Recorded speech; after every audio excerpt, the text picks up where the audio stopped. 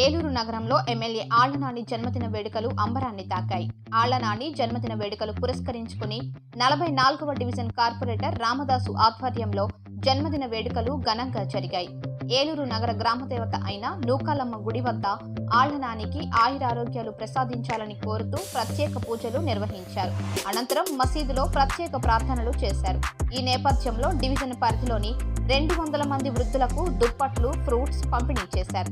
ఈ సందర్భంగా రామదాస్ మాట్లాడుతూ మాజీ ఉప ముఖ్యమంత్రి ఏలూరు ఎమ్మెల్యే ఆళ్ల నాని ప్రజల పక్షపాతిగా పనిచేస్తూ వారికి ఎన్నో సంక్షేమ ఫలాలను అందించారని, ఏలూరు నగరంలో ప్రతి పేదవాడికి సొంత ఇంటి కలలు నెరవేర్చిన ఘనత ఆయనదేనని అన్నారు. ఈ కార్యక్రమంలో ఎన్ రమేష్, కె దుర్గారావు, ఎం శ్యామ్, ఎం పవన్, డి ప్రశాంత్, మావేపల్లి శ్యామ్, కె సతీష్ తదితరులు పాల్గొన్నారు.